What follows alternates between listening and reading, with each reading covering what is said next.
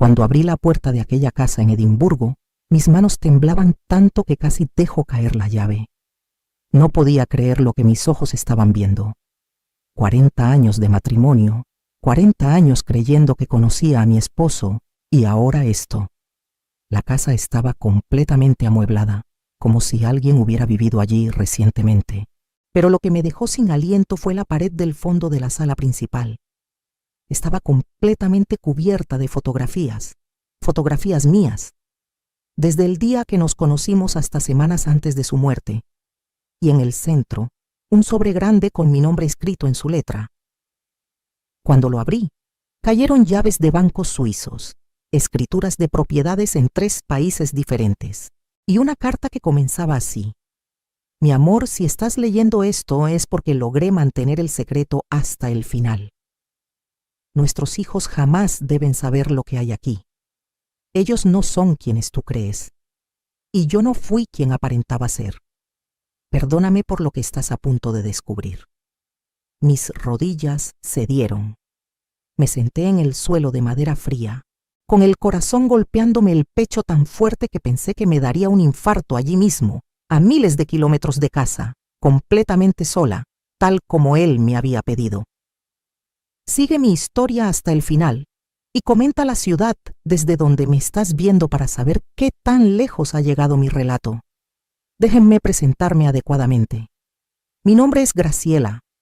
Tengo 68 años y durante 40 de ellos fui la esposa de Roberto Mendoza. Nos conocimos en Ciudad de México en 1984, en una cafetería cerca de la Alameda Central.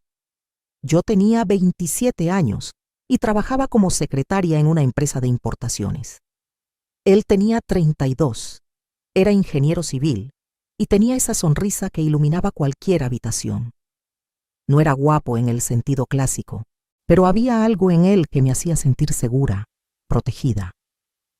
Nos casamos un año después, en 1985, en una ceremonia sencilla en la iglesia de mi colonia. Fue el día más feliz de mi vida. Recuerdo que durante la recepción, después de unos cuantos tequilas, me tomó de las manos y me dijo con esa mirada traviesa que tanto amaba: Graciela, hagamos una apuesta. Si logras soportarme durante 40 años, te daré algo imposible, algo que cambiará tu vida para siempre. Yo me reí. Le di un golpecito juguetón en el brazo y le dije que no había nada que no pudiéramos lograr juntos. Él se puso serio por un momento, me apretó las manos con fuerza y susurró: Prométeme que nunca olvidarás esta apuesta. Cuando llegue el momento, todo tendrá sentido. Yo asentí sin darle mucha importancia. Éramos jóvenes, estábamos enamorados y teníamos toda la vida por delante. Nunca volvimos a hablar de esa apuesta. La vida siguió su curso. Tuvimos 2 hijos. Rodrigo nació en 1986 y Daniela en 1989. Roberto construyó una carrera sólida como ingeniero, trabajando en proyectos de construcción por todo México. Yo dejé mi trabajo cuando nació Rodrigo, como era común en aquella época. Me dediqué completamente a mi familia. Cocinaba, limpiaba, cuidaba de los niños, me aseguraba de que Roberto tuviera todo lo que necesitaba. Nunca me quejé. Era mi papel, mi deber, y lo hacía con amor. Vivíamos modestamente pero bien. Teníamos una casa pequeña en Naucalpan, un coche viejo pero funcional, y podíamos darnos algunos gustos de vez en cuando. Roberto era trabajador, responsable, cariñoso. Un buen hombre.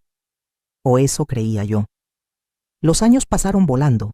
Rodrigo y Daniela crecieron. Mi hijo estudió administración de empresas y mi hija se hizo contadora. Yo estaba tan orgullosa de ellos. Sacrifiqué tanto para que pudieran tener una buena educación. Recuerdo las veces que me salté comidas para que ellos pudieran comer bien, las noches sin dormir cuando estaban enfermos, los trabajos extra que tomé a escondidas, haciendo costuras y vendiendo tamales a los vecinos para pagarles clases particulares. Roberto trabajaba duro, pero el dinero nunca sobraba.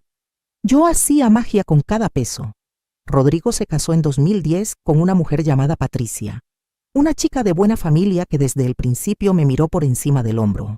Tuvieron 2 hijos, mis adorados nietos, Santiago y Emilia. Daniela se casó en 2013 con Fernando, un empresario que siempre me pareció demasiado interesado en el dinero. También tuvieron 2 hijos. Yo me convertí en la abuela perfecta. Cuidaba a los nietos cuando mis hijos lo necesitaban. Cocinaba para las reuniones familiares, bordaba ropa para los bebés. Todo con tal de ser útil, de ser querida, de mantener a la familia unida. Roberto se jubiló en 2019. Pensé que finalmente tendríamos tiempo para nosotros, para viajar un poco, para disfrutar de los años dorados juntos. Pero él se volvió cada vez más distante. Pasaba horas en su estudio, en la computadora, haciendo quién sabe qué. Cuando le preguntaba, me decía que estaba organizando papeles, poniéndose al día con trámites. Yo le creía, siempre le creí. En 2023 le diagnosticaron cáncer de páncreas. Fue devastador. Los doctores nos dieron 6 meses, quizás 1 año con tratamiento. Yo me convertí en su enfermera de tiempo completo. Lo bañaba, le daba sus medicinas. Me quedaba despierta toda la noche cuando el dolor era insoportable. Rodrigo y Daniela aparecían de vez en cuando, pero siempre tenían excusas. Que el trabajo, que los niños, que el tráfico. Yo los entendía, o me obligaba a entenderlos. Roberto murió el 15 de marzo de 2024, exactamente 40 años después de nuestra boda. Fue en casa, en nuestra cama, con su mano entre las mías. Sus últimas palabras fueron: no olvides la apuesta, mi amor. Confía en mí una última vez. Yo no entendía a qué se refería. Pensé que era el delirio de los medicamentos. El funeral fue pequeño. Algunos familiares, pocos amigos. Rodrigo se encargó de todo con una eficiencia que me pareció casi fría. Daniela lloró mucho, pero noté que sus ojos se secaban rápidamente cuando hablaba por teléfono sobre negocios. Una semana después del entierro, mis hijos vinieron a casa. Pensé que era para acompañarme en mi duelo. ¡Qué ingenua fui!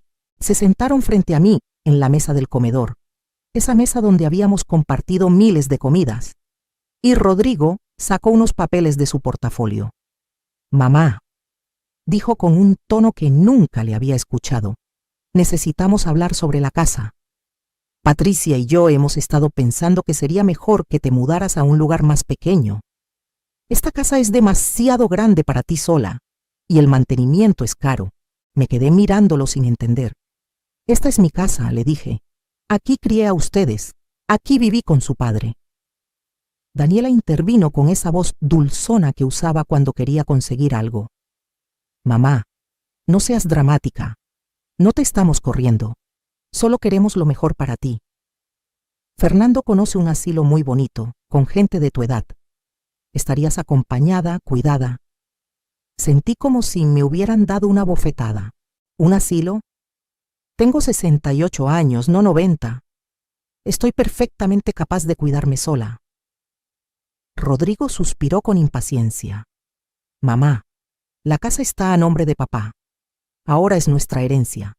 Somos 2, así que la mitad es mía y la mitad de Daniela. Tú solo tienes derecho a seguir viviendo aquí, pero si nosotros decidimos venderla, no hay mucho que puedas hacer». Me sentí mareada. Roberto nunca me había dicho que la casa no estaba a mi nombre también. Siempre asumí que todo lo que teníamos era de ambos. Días después, comenzaron las visitas con agentes inmobiliarios.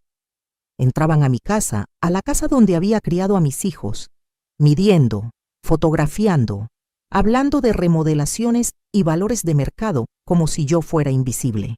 Patricia empezó a llevarse cosas, una lámpara que le gustaba, unos platos antiguos que habían sido de mi madre. Cuando protesté, Rodrigo me dijo que eran parte de la herencia y que ellos podían disponer de lo que quisieran. Daniela y Fernando hacían lo mismo. Se llevaron los muebles del estudio de Roberto, su reloj favorito, hasta su ropa. Yo lloraba todas las noches, aferrada a la almohada de mi esposo muerto, sintiendo que me estaban despojando no solo de mis pertenencias, sino de mi dignidad, de mi historia. Un mes después del funeral, Cuando ya había perdido toda esperanza y estaba resignándome a terminar mis días en un asilo, tocaron la puerta. Era un martes por la tarde. Abrí y me encontré con un hombre de unos 50 años, muy bien vestido, con un portafolio de cuero. «Buenos días, señora Mendoza», dijo con acento español. «Mi nombre es Javier Ortega, soy abogado. Represento los intereses de su difunto esposo, Roberto Mendoza. Tengo instrucciones específicas de entregarle esto exactamente 40 días después de su fallecimiento».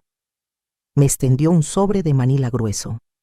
Dentro había una llave antigua, muy ornamentada, una tarjeta con una dirección en Edimburgo, Escocia, y una carta escrita a mano por Roberto. Mis manos temblaban mientras leía. «Mi amada Graciela, si estás leyendo esto, significa que logré cumplir mi promesa. 40 años. Ganaste la apuesta, mi amor. La llave que tienes en tus manos abre una puerta en Edimburgo. Debes ir sola. No le digas a nadie, absolutamente a nadie, ni siquiera a nuestros hijos. Especialmente no a nuestros hijos.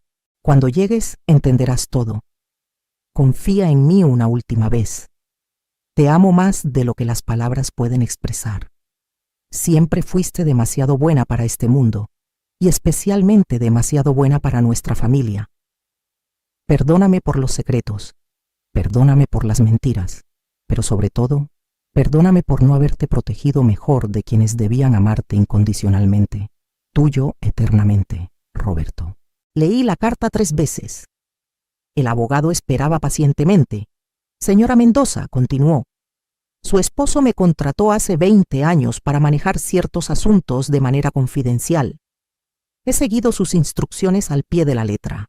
En este sobre también encontrará un boleto de avión a Edimburgo para la próxima semana, reservaciones de hotel para 2 noches y dinero en efectivo para sus gastos. Todo está pagado. Su único trabajo es ir, abrir esa puerta y descubrir lo que su esposo preparó para usted durante 4 décadas». Le pregunté qué había en esa dirección. Él sonrió con tristeza. «Señora, yo solo soy el mensajero. Su esposo fue muy claro.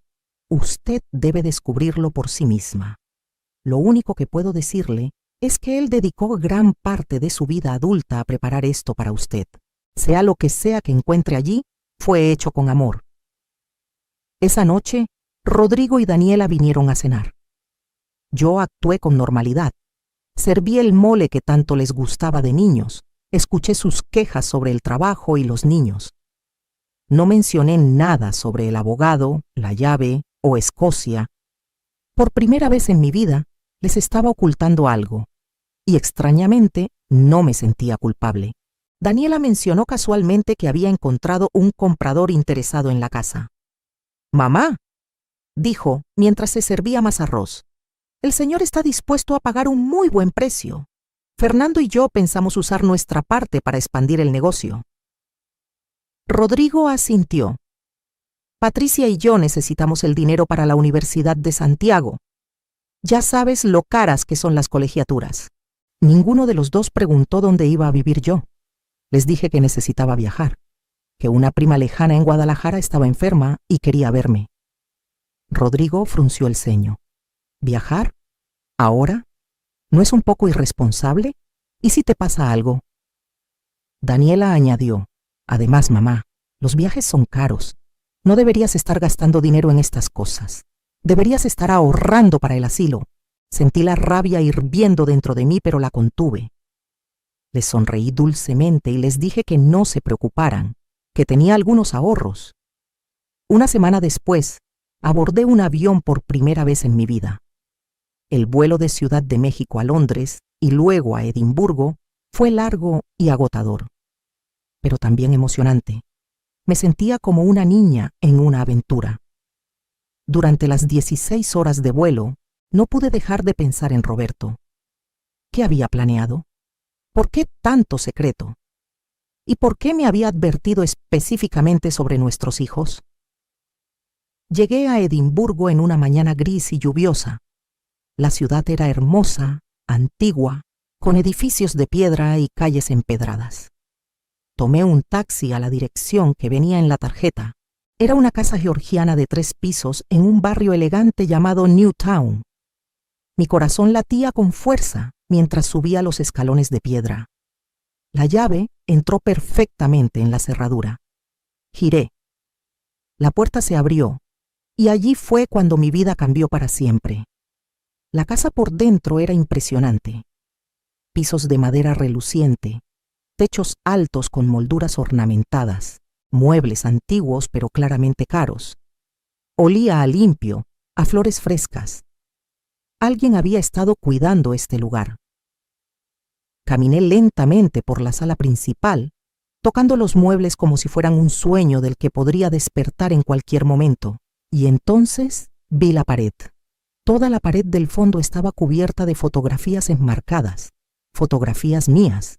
Había fotos de nuestra boda, de cuando estaba embarazada de Rodrigo, sosteniendo a Daniela recién nacida, en cumpleaños, navidades, días ordinarios.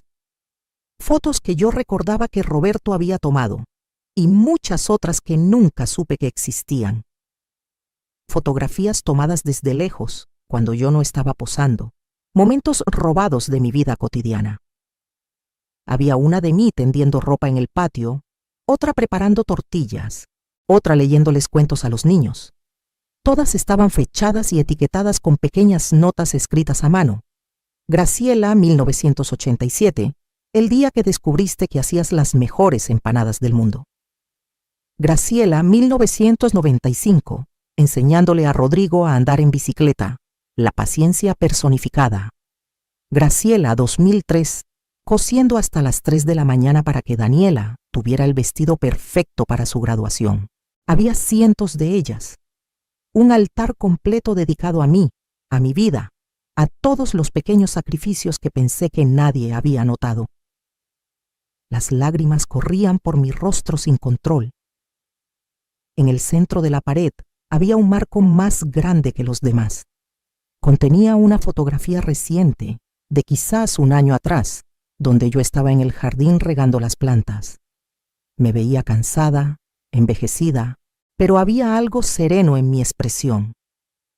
Debajo de la foto había un sobre con mi nombre. Lo abrí con manos temblorosas. La carta era larga, escrita en la letra cada vez más temblorosa de Roberto durante su enfermedad. Decía: mi amada Graciela, si estás aquí, frente a este muro de recuerdos, significa que finalmente puedo contarte la verdad. Perdóname por haber guardado secretos durante tanto tiempo, pero tenía mis razones. Cuando nos conocimos en 1984, yo no era solo un ingeniero civil. Trabajaba, sí, en construcción, pero también era consultor para empresas internacionales. Ganaba mucho más dinero del que tú sabías. ¿Por qué te mentí? Porque necesitaba saber que me amabas por quien era, no por lo que tenía. Mi primera novia me dejó por un hombre más rico. Quedé destrozado. Cuando te conocí, tan genuina, tan pura de corazón, supe que eras diferente. Pero el miedo me hizo ser cobarde. Decidí vivir modestamente contigo, probarte, asegurarme. Y tú, mi amor, probaste ser un ángel entre mortales cada día de nuestras 4 décadas juntas. Durante todos estos años, continúa la carta, he estado invirtiendo el dinero extra que ganaba. Propiedades, acciones, negocios, todo a tu nombre, en fideicomisos secretos que nuestros hijos jamás podrán tocar. Esta casa en Edimburgo fue mi primer gran inversión, en 1990. La compré pensando en nosotros, en que algún día podríamos retirarnos aquí, lejos del ruido, disfrutando de nuestros años dorados. Pero conforme Rodrigo y Daniela crecieron, comencé a ver cosas que me preocupaban profundamente. Vi cómo te trataban. Vi la ingratitud, el egoísmo, la falta de respeto. Vi cómo daban por sentado cada sacrificio que hacías. Y me di cuenta de que si yo moría y les dejaba todo a ellos, como manda la tradición, te dejarían en la calle sin pensarlo 2 veces. Eso no podía permitirlo. Así que cambié mis planes. La casa en Naucalpan, la que creen que es su gran herencia, está hipotecada hasta el techo. No vale nada. Intencionalmente la puse solo a mi nombre para que creyeran que era valiosa. Dejé que pensaran que era todo lo que teníamos. Mientras tanto, durante 40 años, construí un imperio secreto. Todo para ti, mi amor. Todo para asegurarme de que cuando yo ya no estuviera, finalmente pudieras vivir la vida que siempre mereciste. En el estudio del segundo piso encontrarás un archivero. La misma llave que abrió la puerta principal lo abre. Dentro está todo. Escrituras de propiedades en México, España y Escocia. Cuentas bancarias en Suiza con más dinero del que podrías gastar en 3 vidas. Acciones en empresas multinacionales. Bonos. Todo meticulosamente organizado y documentado. También encontrarás algo más. Algo que necesitas saber sobre nuestros hijos. Algo que descubrí hace 5 años y que me rompió el corazón, pero que explica muchas cosas. En el mismo archivero hay una carpeta roja. Ábrela cuando estés lista. Te advierto que lo que contiene te dolerá, pero también te liberará de cualquier culpa que puedas sentir por lo que estás a punto de hacer. Graciela, mi última voluntad es que vivas, que viajes, que gastes, que disfrutes, que seas, por primera vez en tu vida, egoísta. Te lo has ganado, te lo mereces. Y si nuestros hijos vienen a reclamarte, a exigirte, a manipularte como sé que lo harán, recuerda esto, tú no les debes nada. Ya les diste todo. Tu juventud, tu energía, tu amor incondicional. Ahora es tu momento, tuyo y de nadie más. Te amo, Graciela. Te amé desde el primer día y te amaré desde donde sea que esté ahora. Perdóname por los secretos. Perdóname por no haber sido más valiente en vida. Pero sobre todo, gracias. Gracias por 40 años de amor puro y verdadero. Ganaste la apuesta, mi amor. Ahora cobra tu premio. Roberto. Me dejé caer en el sofá de terciopelo azul, sollozando tan fuerte que mi cuerpo entero temblaba. 40 años y nunca sospeché nada. Roberto había guardado este secreto, había construido todo esto solo para mí. Me levanté y subí las escaleras de madera que crujían suavemente bajo mis pies. El estudio estaba en el segundo piso, una habitación con ventanas que daban a un pequeño jardín trasero. Había un escritorio antiguo de caoba, estanterías llenas de libros y contra la pared un archivero de madera oscura. La llave funcionó. Abrí el primer cajón. Estaba perfectamente organizado con carpetas etiquetadas.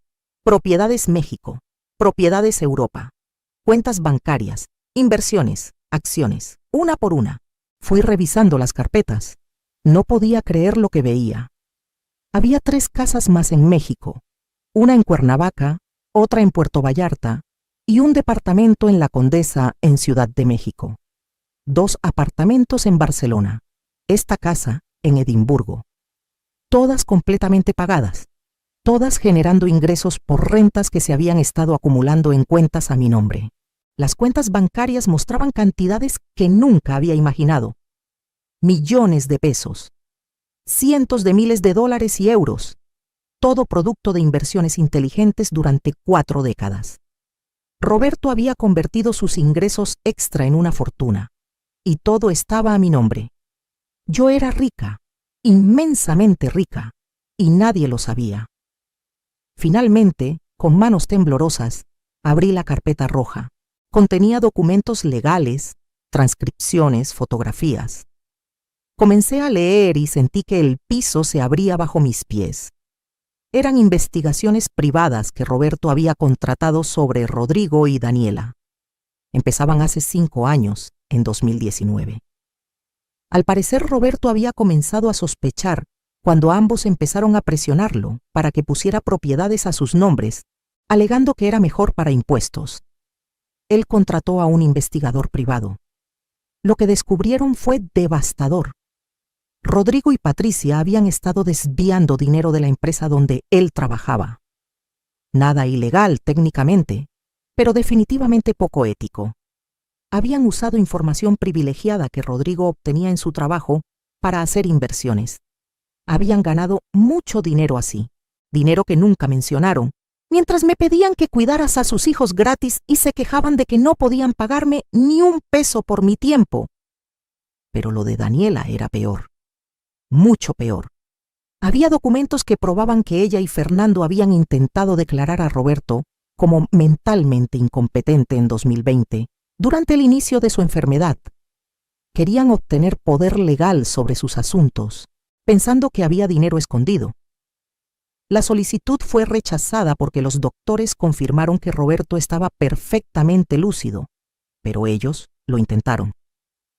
Mi propia hija intentó declarar demente a su padre moribundo por dinero que ni siquiera existía. Había más, transcripciones de conversaciones grabadas en mi propia casa. Roberto había instalado grabadoras antes de morir. Quería que yo supiera la verdad. En una de las grabaciones, Rodrigo y Daniela hablaban en mi sala 2 semanas después del funeral, cuando pensaban que yo estaba dormida. Rodrigo decía: en cuanto vendamos la casa, necesitamos asegurarnos de que mamá firme cualquier papel que le pongamos enfrente. Es vieja, confiada, firmará lo que sea. Daniela respondía: el asilo que encontró Fernando es barato. Podemos pagar lo mínimo y quedarnos con el resto. Además, a su edad, ¿cuánto tiempo más puede durar? 5, 10 años máximo. Es una inversión a corto plazo. Se reían. Mis hijos se reían mientras planeaban cómo deshacerse de mí de la manera más económica posible. Había más grabaciones, conversaciones donde hablaban de mí como si fuera una carga, un estorbo, algo de lo que deshacerse. Patricia diciendo que yo era demasiado dramática, demasiado sentimental. Fernando quejándose de que yo siempre estaba pidiendo atención. Nunca pedí atención. Solo quería ser amada. Solo quería importarles aunque fuera un poco. Me senté en la silla del escritorio de Roberto y lloré. Lloré por los años perdidos. Lloré por el amor que desperdicié en hijos que no lo merecían. Lloré por Roberto, que tuvo que cargar solo con este conocimiento durante sus últimos años. Pero también lloré de alivio, porque ahora sabía la verdad. Y la verdad, aunque dolorosa, me liberaba. Pasé 3 días en Edimburgo, exploré la ciudad, comí en restaurantes elegantes, compré ropa nueva. Por primera vez en décadas gasté dinero en mí misma sin culpa.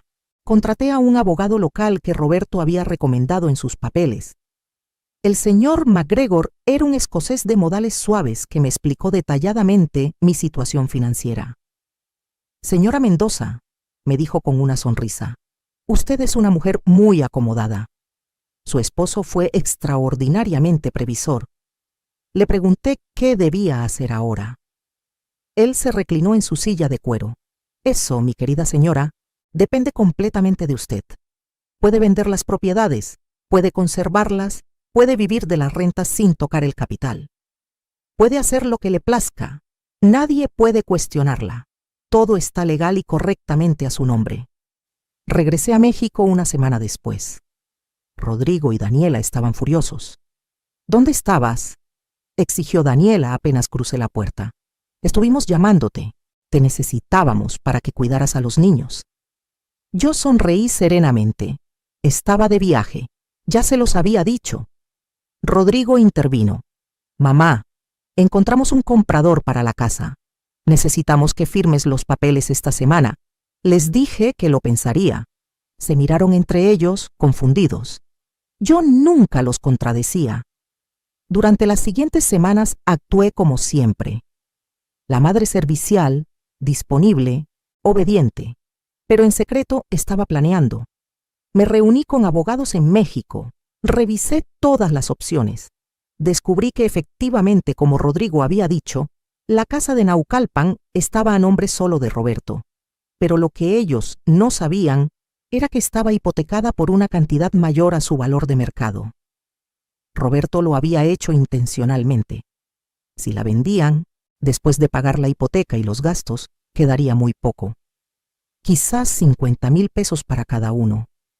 Una miseria comparada con lo que esperaban. Pero yo no les iba a decir nada. Que lo descubrieran solos. Mientras tanto, seguí cuidando a mis nietos, cocinando para las reuniones familiares, sonriendo mientras Patricia se llevaba más cosas de mi casa, y Daniela hacía comentarios pasivo-agresivos sobre lo mucho que les estaba costando mantenerme. Un día, Rodrigo llegó con los papeles de venta. «Mamá», dijo, con esa voz condescendiente que había perfeccionado, «solo necesitamos que firmes aquí dando tu consentimiento para la venta. Es una formalidad. Les dije que quería que mi abogado revisara los papeles primero». «¿Tu abogado?», se burló Daniela. «Mamá, no seas ridícula. ¿Desde cuándo tienes abogado?» «Desde hace 2 semanas», respondí tranquilamente. Su expresión de sorpresa fue deliciosa. Rodrigo se puso rojo. «No necesitas abogado. Somos tu familia. Protegemos tus intereses». Me reí. Fue una risa amarga que salió desde lo más profundo de mi ser. «Proteges mis intereses», repetí, como cuando intentaron declarar demente a tu padre para robarle. Como cuando planearon meterme al asilo más barato que encontraron. Como cuando se reían de cuánto tiempo más podría vivir porque soy una inversión a corto plazo. El silencio que siguió fue sepulcral. Daniela palideció. «¿Cómo? ¿Cómo sabes eso?» «Tu padre lo sabía todo», dije levantándome del sofá, y se aseguró de que yo también lo supiera. Se miraron entre ellos con pánico en los ojos. Rodrigo intentó recuperar el control. «Mamá, te están confundiendo». Papá estaba enfermo, medicado. No sabía lo que decía. Saqué mi teléfono y reproduje una de las grabaciones.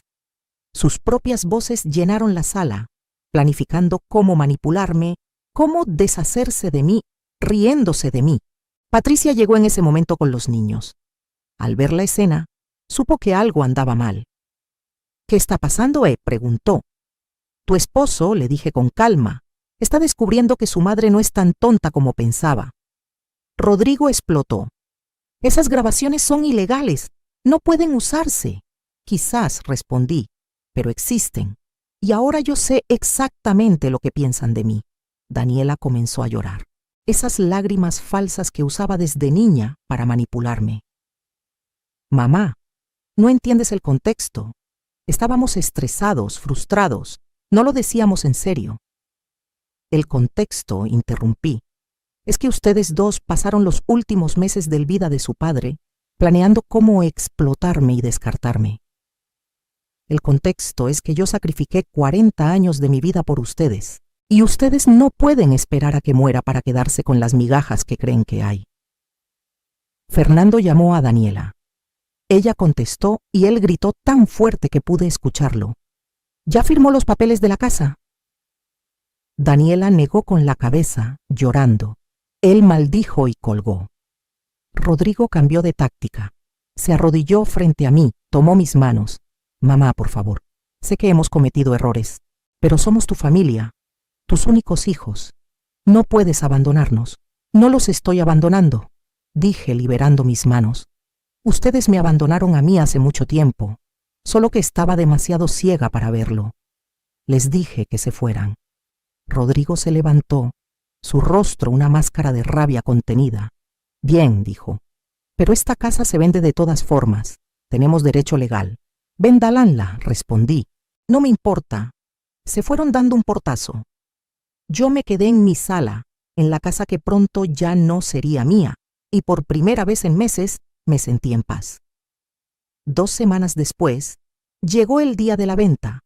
El comprador era un desarrollador que quería demoler la casa y construir un edificio de departamentos. Yo ya había empacado mis cosas, las pocas que me importaban. Rodrigo y Daniela llegaron temprano, ansiosos. El notario leyó los papeles. El precio de venta era de 2.800.000 pesos. Sonaban felices. Hasta que el notario leyó la siguiente parte. La propiedad tiene una hipoteca pendiente de 2.500.000 pesos. Rodrigo se puso de pie de un salto. «¿Qué? ¡Eso es imposible! Mi padre pagó esta casa hace años». El notario le mostró los documentos. Roberto había sacado una hipoteca sobre la casa en 2015 y nunca la pagó. Había estado pagando solo los intereses mínimos. Después de pagar la hipoteca, los gastos legales, y los impuestos de transferencia quedaban 180,000 pesos. 90,000 para cada uno. Daniela gritó: «Esto tiene que ser un error. Papá no haría esto». «Pero sí lo hizo», dije tranquilamente. «Lo hizo porque sabía exactamente quiénes eran ustedes». Patricia me señaló con un dedo acusador. «Tú sabías. Tú lo sabías y no nos dijiste». «¿Por qué habría de decirles?», respondí. «Ustedes nunca me dijeron que planeaban meterme a un asilo. Nunca me consultaron si quería vender mi casa». ¿Por qué les debo yo alguna consideración? Fernando, que había venido esperando su parte del dinero, estaba rojo de ira. «Ustedes son unos inútiles», le gritó a Daniela. «Meses esperando por 90,000 pesos. 90,000 pesos». Rodrigo estaba en shock, mirando los papeles una y otra vez, como si fueran a cambiar. «Toda nuestra planeación», susurró.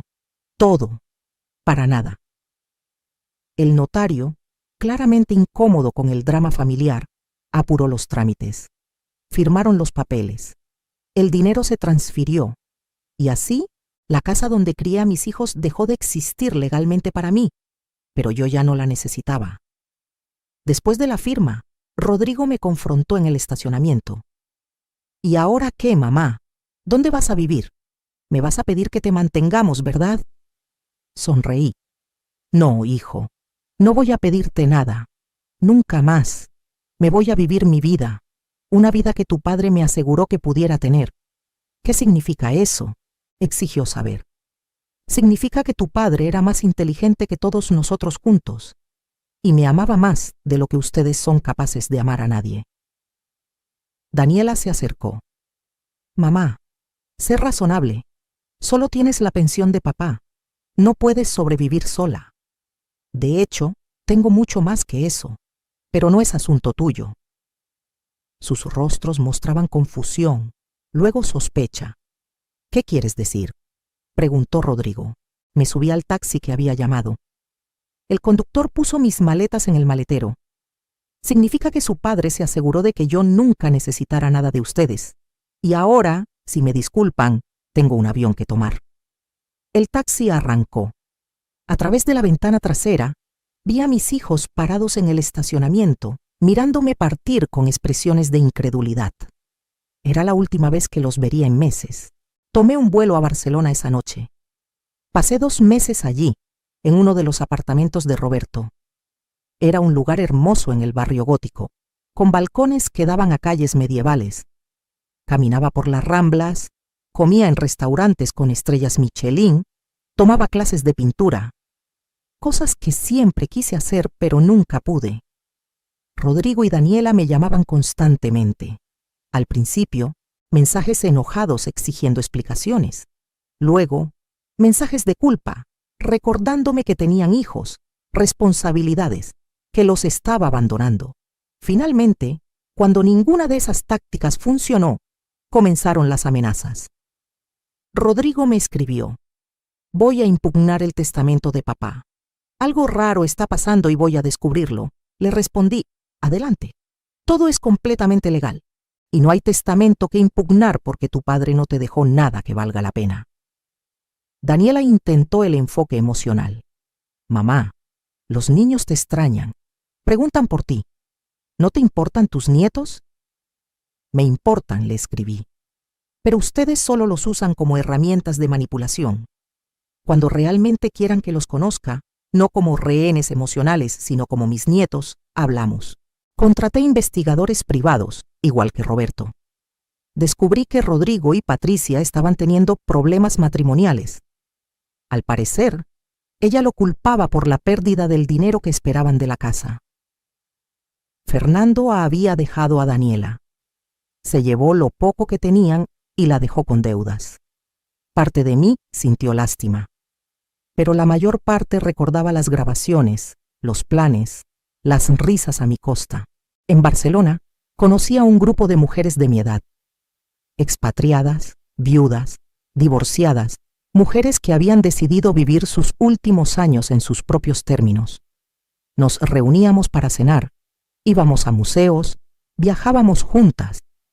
Por primera vez en mi vida, tenía amigas reales, no solo conocidas de la iglesia o madres de los amigos de mis hijos. Una de ellas, una argentina llamada Marta, me dijo una noche mientras tomábamos vino en mi balcón: ¿sabes qué es lo mejor de enviudar después de los 60? Que finalmente puedes ser quien realmente eres, no quien todos esperan que seas. Tenía razón. Toda mi vida había sido definida por mis roles: hija, esposa, madre, abuela. Nunca solo Graciela. Ahora, por primera vez, podía descubrir quién era Graciela realmente. Después de Barcelona, viajé a Puerto Vallarta. La casa que Roberto había comprado allí era espectacular, frente al mar, con una terraza enorme y una piscina privada. Pasé la Navidad allí, sola, y fue la mejor Navidad de mi vida. Años anteriores, me mataba cocinando para 20 personas, limpiando, asegurándome de que todos estuvieran contentos mientras yo caía exhausta a la cama. Esta vez, pedí comida de un restaurante, me senté en la terraza con una copa de champán y vi el atardecer sobre el Pacífico. Perfecto. Para marzo de 2025, un año después de la muerte de Roberto, Rodrigo finalmente aceptó la realidad. Me llamó y por primera vez en meses, su voz no tenía ira, solo cansancio. Mamá, dijo, Patricia me dejó. Se llevó a los niños a Monterrey con su familia. Dice que soy un fracasado. Lo siento, respondí, y lo sentía genuinamente. No me alegra su dolor, solo me alegro de no ser parte de él. Necesito dinero, continuó. El negocio donde trabajo está recortando personal. Tengo deudas. No puedo ayudarte, Rodrigo. Sí puedes, insistió, recuperando algo de su tono demandante. Sé que papá te dejó algo. No sé qué, pero sé que lo hizo. Tienes que ayudarme. Soy tu hijo. Eres mi hijo, acordé. Pero eso no significa que te deba mi vida, mi paz o mi dinero. Le di todo lo que tenía que darte en tus primeros 18 años. El resto era tu responsabilidad. Me colgó. Daniela tuvo un enfoque diferente. Apareció en Puerto Vallarta sin avisar. No sé cómo obtuvo la dirección. Probablemente contrató a alguien para seguirme. Toqué el timbre y allí estaba, con maletas, llorando. Mamá, sollozó. Fernando se fue con otra. Me dejó las deudas del negocio. Van a quitarme mi casa. No tengo dónde ir. Parte de mí quería abrir la puerta, abrazarla, arreglar sus problemas como siempre había hecho. Pero recordé las grabaciones. Recordé su risa mientras planeaba encerrarme en un asilo barato. Lo siento por tu situación, Daniela, le dije a través del interfono. Pero no puedes quedarte aquí. ¿Cómo puedes ser tan cruel?, gritó. Soy tu hija. Yo nunca te abandonaría así. ¿No?, pregunté. No planeabas exactamente eso. Meterme al lugar más barato posible y olvidarte de mí. Eso era diferente, intentó justificarse. Tú eres vieja, no puedes cuidarte sola. Necesitabas supervisión, tengo 69 años, Daniela. Acabo de pasar 6 meses viajando sola por Europa. Creo que puedo cuidarme perfectamente. Llamé a seguridad. Se la llevaron. La vi alejarse, todavía gritando que era una mala madre, que la estaba abandonando. Los siguientes meses fueron de sanación. Comencé terapia con una psicóloga en Puerto Vallarta. La doctora Ramírez me ayudó a procesar todo. El dolor de la traición de mis hijos, la culpa que sentía por disfrutar mi vida mientras ellos luchaban, la rabia que había reprimido durante décadas. Usted pasó 40 años poniendo las necesidades de otros antes que las suyas, me dijo. Es normal que se sienta culpable ahora que está siendo egoísta. Pero Graciela, cuidarse a sí misma no es egoísmo, es supervivencia. También me ayudó a entender que Roberto, aunque sus intenciones fueron buenas, también me había fallado en cierta forma.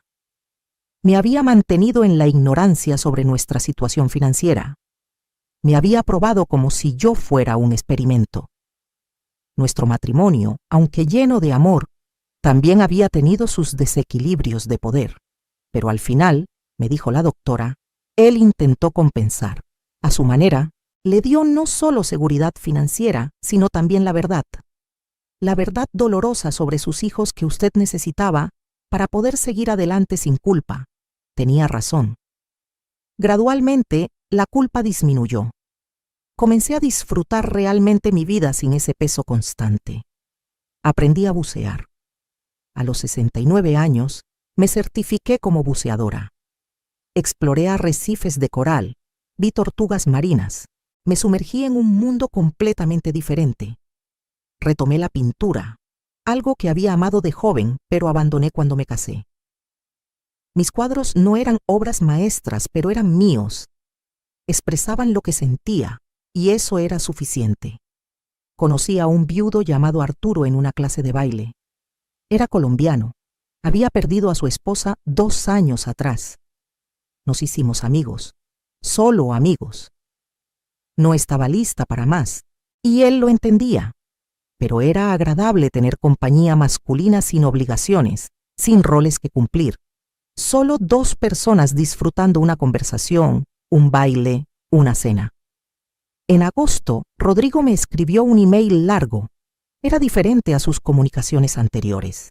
Mamá, comenzaba. He estado en terapia.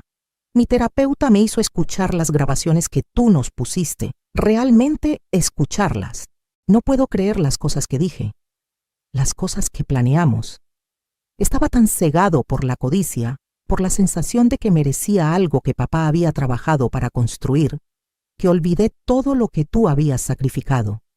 No espero que me perdones.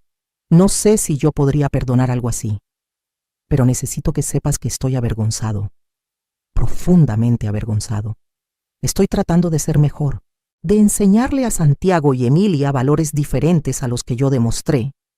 Es un comienzo, le respondí, y aprecio tu honestidad, pero necesito más tiempo. Quizás algún día podamos reconstruir algo, pero no será lo que teníamos antes. Eso está roto para siempre. Él respondió, lo entiendo, tomaré lo que estés dispuesta a dar. Daniela, por otro lado, nunca se disculpó realmente. Sus mensajes oscilaban entre la autocompasión y la culpa.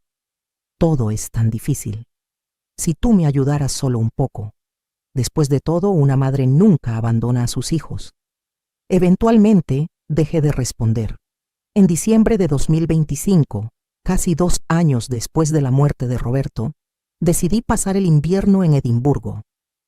Quería estar en la casa donde todo había comenzado, donde Roberto había construido este regalo para mí. La ciudad estaba cubierta de nieve. Era mágica. Caminaba por los jardines de Prince Street, visitaba castillos, tomaba té en cafeterías antiguas. Me sentía como una adolescente en una aventura. Una tarde, mientras organizaba algunos papeles en el estudio de Roberto, encontré una última carta. Estaba escondida en un compartimento secreto del escritorio. La fecha decía, para abrirse en el 2º aniversario de mi muerte. Mis manos temblaban mientras la abría. Mi querida Graciela, decía, si estás leyendo esto, significa que han pasado 2 años. 2 años de tu nueva vida. Espero que hayan sido años felices, años de descubrimiento y libertad. Espero que hayas viajado, que hayas gastado dinero en ti misma, que hayas sido gloriosamente egoísta. Hay una última cosa que necesitas saber, una última pieza del rompecabezas. Durante nuestro matrimonio yo también cometí errores. Hubo momentos en que pude haber hecho más, ayudado más, compartido más. Mi mayor error fue mantenerte en la ignorancia sobre nuestras finanzas. Lo hice inicialmente por miedo y desconfianza, pero lo mantuve por cobardía.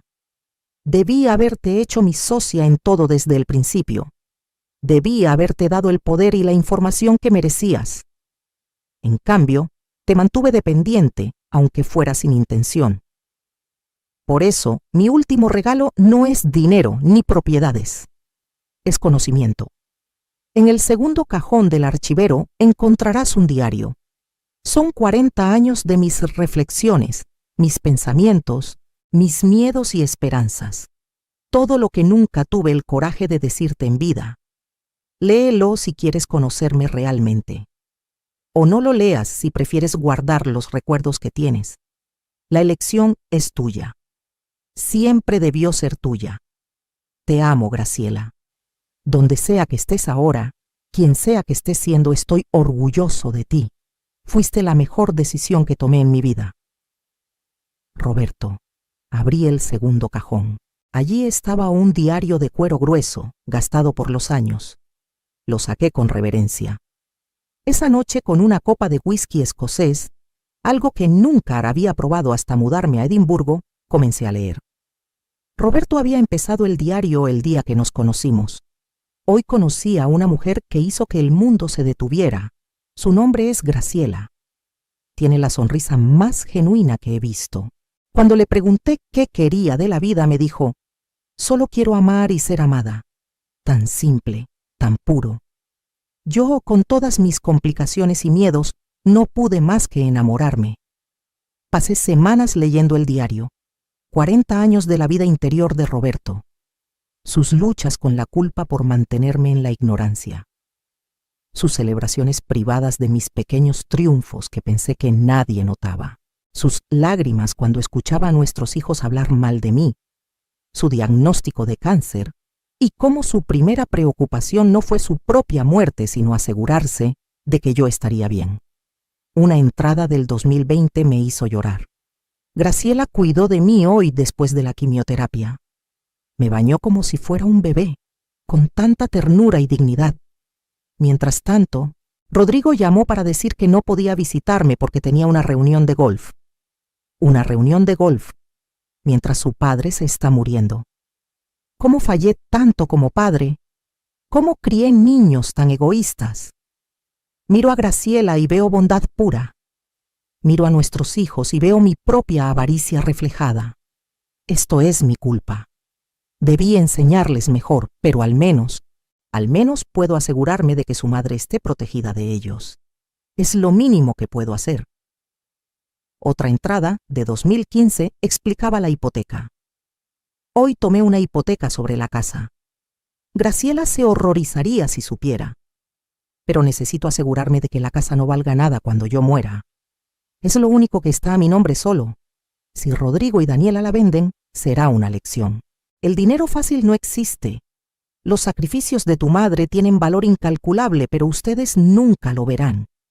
Solo verán 90,000 pesos cada uno y se preguntarán dónde se fue todo. Ojalá eso les enseñe algo. Probablemente no. Y la última entrada, escrita con letra temblorosa días antes de su muerte. Me estoy muriendo.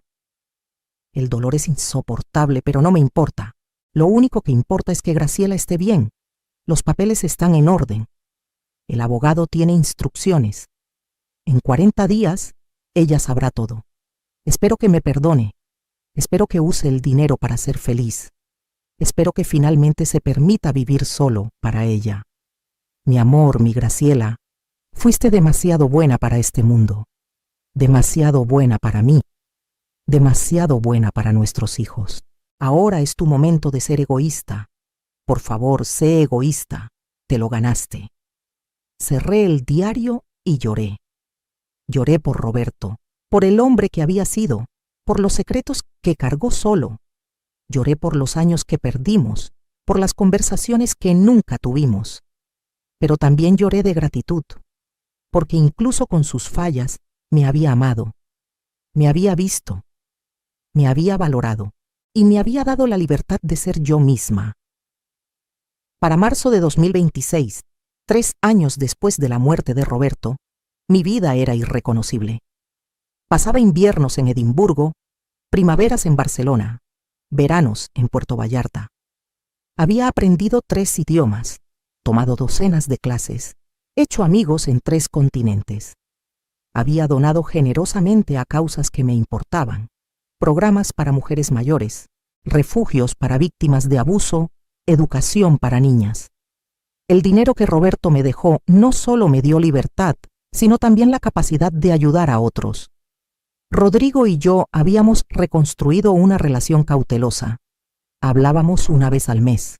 Él nunca pedía dinero. Me contaba sobre su terapia, sobre cómo estaba tratando de ser mejor padre para Santiago y Emilia. Le permití visitarme en Puerto Vallarta con los niños. Fue incómodo al principio, pero los niños ayudaron. Ellos solo veían a su abuela, que vivía en una casa hermosa junto al mar, y les compraba helado. La inocencia de los niños suavizó los bordes afilados entre Rodrigo y yo. No éramos cercanos. Probablemente nunca lo seríamos de nuevo. Pero había respeto. Y para ser honesta, eso era más de lo que esperaba. Daniela apareció en mi puerta en Barcelona en abril. Se veía cansada, envejecida. Han pasado años, dijo. ¿No es suficiente castigo? No estoy castigándote, respondí. Estoy protegiéndome. Hay una diferencia. Necesito ayuda, mamá. Estoy a punto de perder todo. Tú tienes tanto. ¿No puedes compartir un poco? Compartí toda mi vida contigo, le dije. Mi juventud, mi energía, mi amor incondicional. Y tú planeaste encerrarme en un asilo barato y esperar a que muriera. No, Daniela, no te debo nada más. ¿Ni siquiera perdón? Preguntó con lágrimas en los ojos. El perdón no es lo mismo que la reconciliación, respondí. Puedo perdonarte por mi propia paz mental. Ya lo hice en realidad, pero eso no significa que deba tener una relación contigo. Eso tienes que ganártelo. ¿Cómo?, preguntó desesperada. Empieza por una disculpa real, no por tu situación, no porque necesites algo de mí, sino porque realmente entiendes el daño que causaste. Cuando puedas hacer eso, cuando puedas reconocer que me trataste como un objeto desechable en lugar de como tu madre, entonces quizás podamos hablar. Se fue llorando. No sé si volveré a verla. Parte de mí espera que crezca, que madure, que eventualmente entienda. Pero ya no vivo mi vida esperando que mis hijos cambien. Vivo para mí. En junio de 2026, conocí a un grupo de mujeres en Puerto Vallarta que se hacían llamar las renacentistas. Todas eran mujeres mayores de 60 que habían dejado atrás matrimonios difíciles, hijos ingratos o vidas que no les satisfacían. Juntas, habían creado una comunidad de apoyo mutuo. Me invitaron a unirme. Una de ellas, una mexicana de 75 años llamada Socorro, compartió su historia.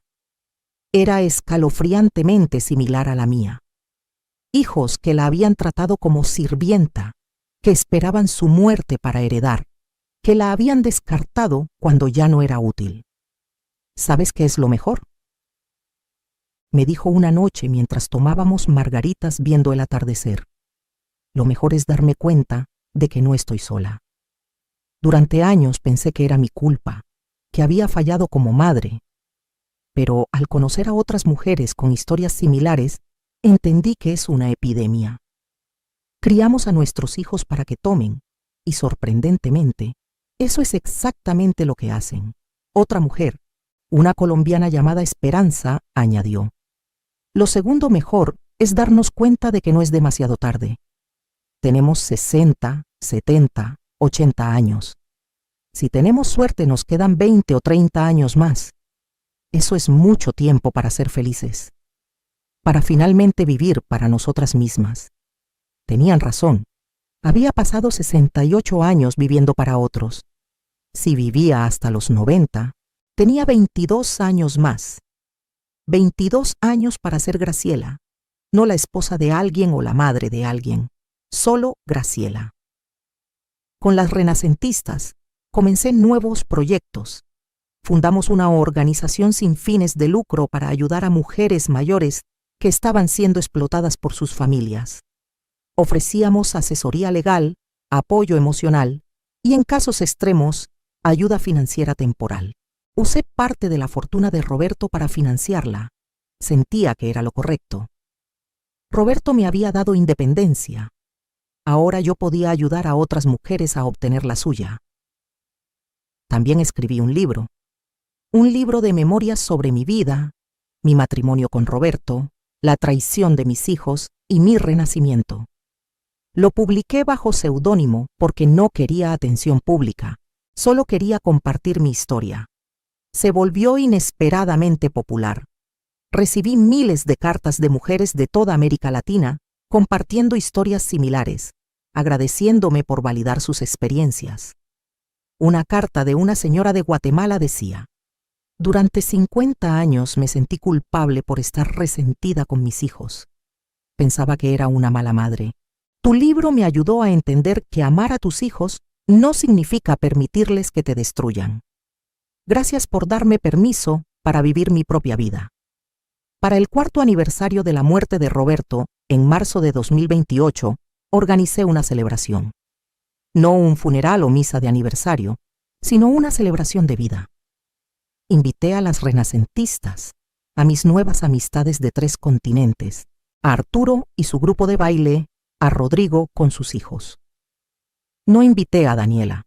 Todavía no estaba lista. Fue en la casa de Edimburgo donde todo había comenzado. Contraté catering, decoré con fotografías de todos mis viajes, puse música que Roberto amaba. Brindamos con champán caro. Rodrigo me llevó aparte en un momento.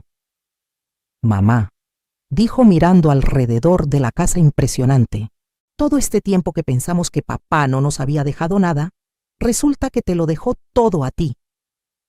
Sentí como si me hubiera robado mi herencia. Pero ahora entiendo que nosotros fuimos quienes te robamos. Te robamos años, respeto, dignidad. Esta no es mi herencia. Fue tuya desde siempre. Solo que tuviste que esperar hasta que él muriera para reclamarla. Me sorprendió su perspicacia. Le di un abrazo, nuestro primer abrazo genuino en años. Estás aprendiendo, le dije. Estoy tratando, respondió. Santiago, mi nieto de 17 años, se acercó. Abuela, dijo tímidamente, quiero disculparme. Por años, mamá y papá hablaron mal de ti frente a nosotros. Dijeron que eras dramática, difícil, egoísta. Pero ahora que soy mayor, me doy cuenta de que ellos fueron el problema, no tú. Estoy orgulloso de ti, de cómo te defendiste, de cómo te rehusaste a ser víctima. Me enseñaste que nunca es demasiado tarde para cambiar tu vida. Esas palabras de mi nieto significaron más de lo que puedo expresar. Significaban que había roto el ciclo, que al menos una persona de la siguiente generación había aprendido la lección. Esa noche, después de que todos se fueron, me senté en el estudio de Roberto. Saqué el diario y lo abrí en la última página. Tomé una pluma y escribí mi propia entrada. Querido Roberto, han pasado 4 años. 4 años de la vida más extraordinaria. Viajé a 20 países. Aprendí 4 idiomas. Hice amigos reales. Ayudé a cientos de mujeres a encontrar su independencia. Escribí un libro. Aprendí a bucear, a bailar salsa, a pintar. Me enamoré de la vida. Finalmente entiendo lo que quisiste decir con la apuesta. No se trataba de dinero o propiedades. Se trataba de darme permiso para vivir. Durante 40 años necesité ese permiso de ti, de nuestros hijos, de la sociedad. Pero tú me diste algo mejor. Me diste los medios para tomar ese permiso yo misma. Gracias, mi amor. Gracias por verme cuando nadie más lo hizo. Gracias por valorarme cuando ni yo misma me valoraba. Gracias por el regalo más grande de todos, la libertad. Ganaste la apuesta también, ¿sabes? Apostaste que yo tendría el coraje de reclamar mi vida. Y lo tuve. Nos vemos algún día cuando mi aventura termine. Mientras tanto, estoy viviendo suficiente por ambos. Con todo mi amor, Graciela. Hoy tengo 72 años. Han pasado 7 años desde que Roberto murió y cambió mi vida desde la tumba. Divido mi tiempo entre mis 3 casas favoritas, rodeada de personas que elegí, no que me fueron impuestas por sangre. Rodrigo y yo tenemos una relación cordial. Daniela finalmente escribió una carta de disculpa real hace 6 meses.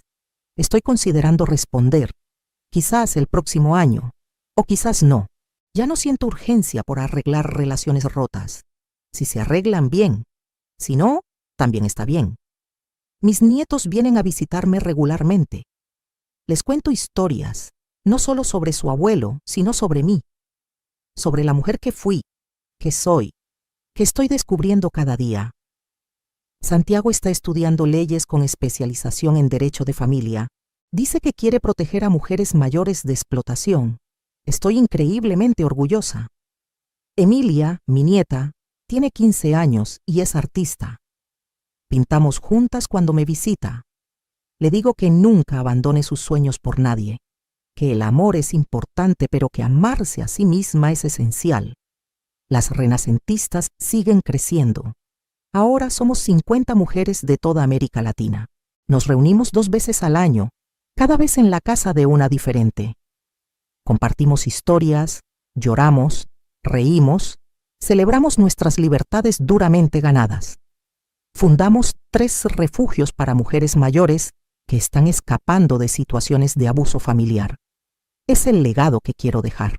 La organización sin fines de lucro que comenzamos ha ayudado a más de 500 mujeres a obtener asesoría legal contra hijos y familiares explotadores. Ha sido hermoso ver a mujeres que pensaban que no tenían opciones descubrir que sí las tienen, que la ley las protege, que merecen dignidad sin importar su edad. He establecido un fideicomiso para cuando muera. La mayoría de mi dinero irá a la fundación. Rodrigo recibirá algo, suficiente para estar cómodo, pero no tanto como para no tener que trabajar. Para Santiago y Emilia hay fideicomisos educativos generosos. Daniela recibirá una suma pequeña, con una carta explicando que es todo lo que está dispuesta a darle. Si eso le parece cruel, que recuerde lo que ella planeó para mí. A veces pienso en cómo habría sido mi vida si Roberto me hubiera incluido en sus planes desde el principio, si hubiéramos sido socios financieros además de románticos. Quizás habríamos sido más felices. Quizás yo habría tenido más confianza, más voz en las decisiones familiares. Pero también entiendo que Roberto era producto de su tiempo y sus miedos. Hizo lo mejor que pudo con las herramientas emocionales que tenía. Y al final, me amó suficiente para darme lo que más necesitaba, incluso si fue después de su muerte. La pregunta que más me hacen otras mujeres es, ¿cómo superas la culpa? La culpa de ser egoísta, de poner tus necesidades primero, de decepcionar a tus hijos. Mi respuesta siempre es la misma. La culpa es una emoción que nos enseñaron para mantenernos en nuestro lugar. Nos enseñaron que ser buenas madres significa sacrificarlo todo, que nuestro valor está en cuánto podemos dar sin pedir nada a cambio. Pero eso no es amor, eso es explotación. El amor real es recíproco. Si tus hijos solo te aman cuando les estás dando algo, entonces lo que tienen no es amor, es una transacción. Y tú no eres una máquina expendedora de amor, tiempo y dinero. Eres un ser humano con necesidades, sueños y valor propio. También les digo que la culpa disminuye con el tiempo. Los primeros meses fueron los más difíciles. Cada vez que gastaba dinero en mí misma, escuchaba voces en mi cabeza diciéndome que era egoísta, que Rodrigo y Daniela necesitaban ese dinero más que yo. Pero, gradualmente, esas voces se silenciaron. Fueron reemplazadas por nuevas voces, las de mis amigas de las renacentistas, las de mi terapeuta y, eventualmente, mi propia voz diciéndome que merezco felicidad. Otra pregunta común es si lamento haber tenido hijos. La respuesta es complicada. Lamento cómo resultaron. Lamento que los valores que intenté enseñarles, humildad, gratitud, compasión, no prendieron. Lamento los años que desperdicié esperando que cambiaran, que me valoraran. Pero no lamento los momentos buenos que tuvimos cuando eran pequeños. Los abrazos, las risas, las noches leyendo cuentos. Esos momentos fueron reales, incluso si lo que vino después los empañó. Y sobre todo, no lamento la lección que me enseñaron. Me enseñaron que el amor incondicional no significa aceptar abuso incondicional. Me enseñaron que puedes amar a alguien y aún así establecer límites. Me enseñaron que nunca es demasiado tarde para elegirte a ti misma. El otro día, una mujer joven de unos 30 años se me acercó después de una conferencia que di sobre empoderamiento para mujeres mayores. Me dijo, «Mi mamá tiene tu edad. La he tratado horrible, igual que los hijos de tu historia te trataron. Tu historia me abrió los ojos.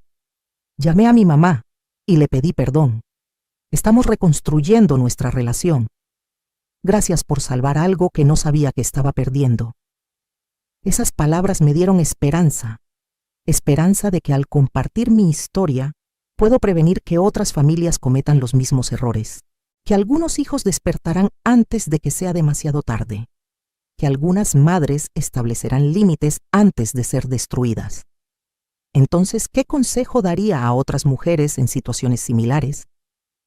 Primero, documenta todo. Roberto me dio el regalo de las grabaciones, pero cualquier mujer puede hacer lo mismo. Si sospechas que tu familia te está explotando o planeando algo en tu contra, documenta. Graba conversaciones si es legal en tu país. Guarda correos y mensajes. Ten evidencia. Segundo, busca asesoría legal independiente. No confíes en que tu familia tiene tus mejores intereses en mente.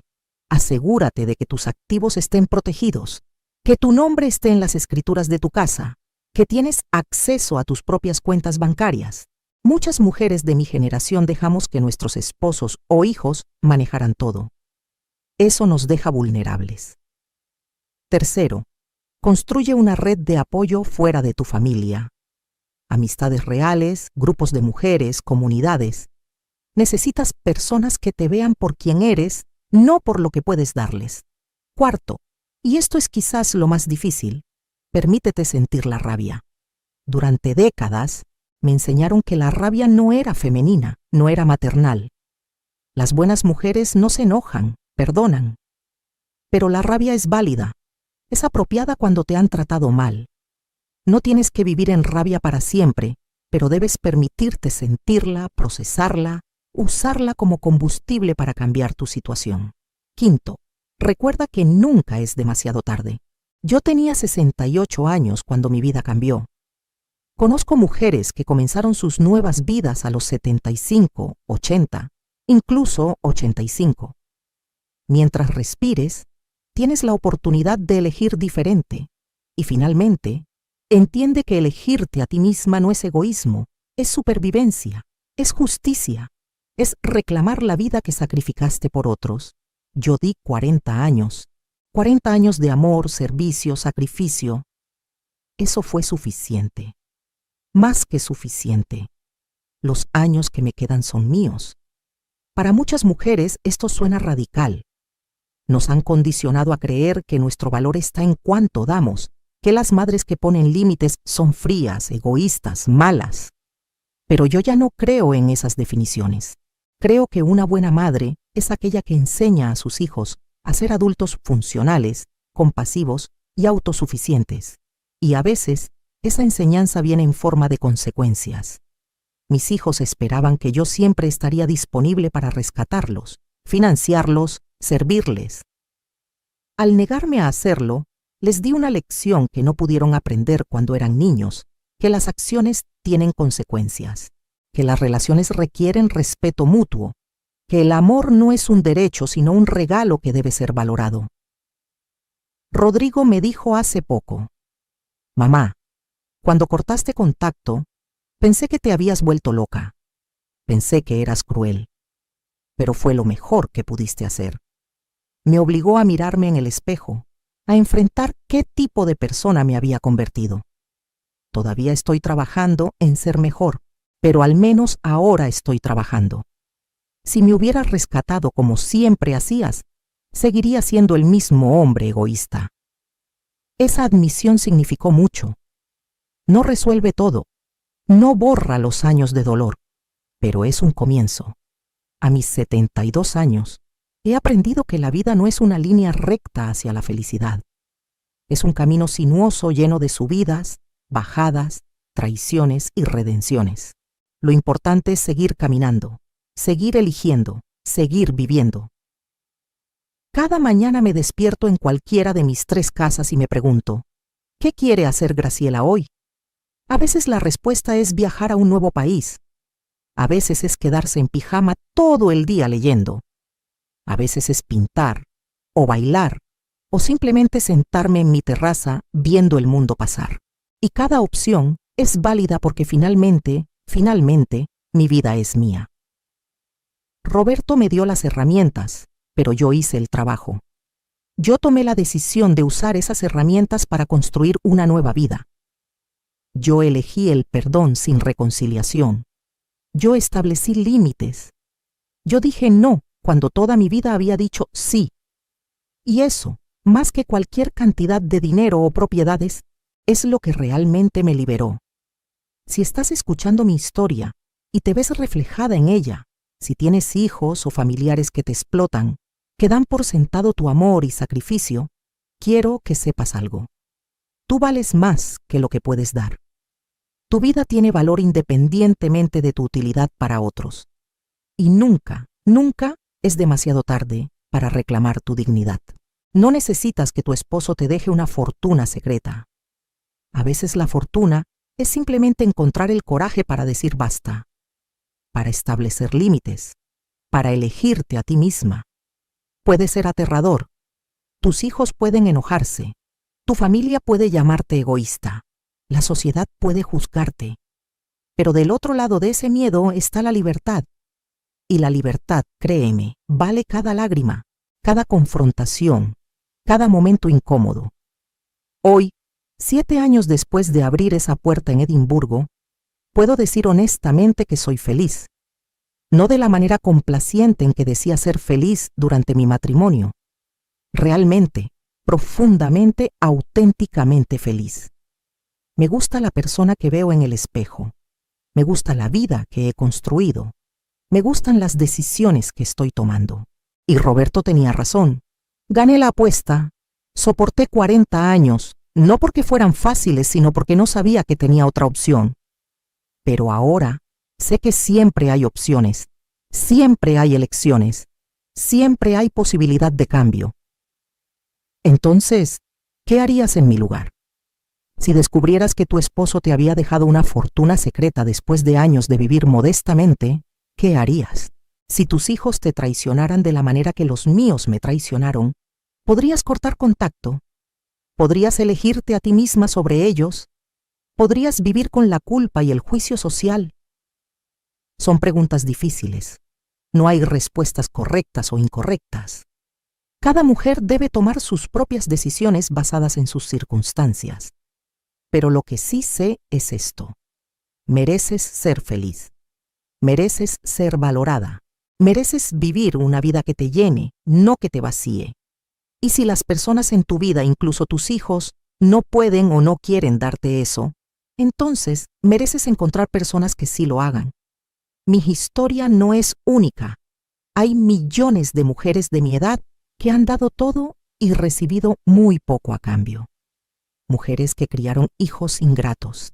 Mujeres que sacrificaron sueños por familias que no valoraron esos sacrificios.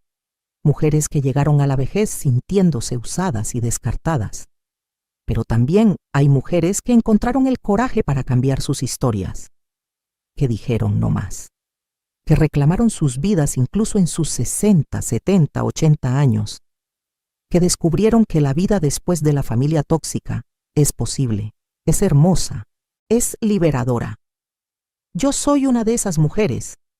Y si mi historia puede inspirar aunque sea a una mujer más a elegirse a sí misma, a establecer límites, a reclamar su dignidad, entonces cada palabra ha valido la pena. Así que te lo pregunto de nuevo, ¿qué harías en mi lugar? Comenta abajo. Comparte tu historia, porque todas tenemos una, y al compartirlas, nos damos permiso unas a otras para vivir auténticamente, para ser finalmente y gloriosamente, nosotras mismas. Esta es mi historia. La historia de cómo gané una apuesta hecha hace 40 años. La historia de cómo perdí a mis hijos, pero me encontré a mí misma. La historia de cómo la muerte de mi esposo me dio vida. Y aunque el camino fue doloroso, aunque las pérdidas fueron reales, no cambiaría donde estoy ahora por nada del mundo. Porque por primera vez en 72 años, soy completamente, unapologéticamente libre.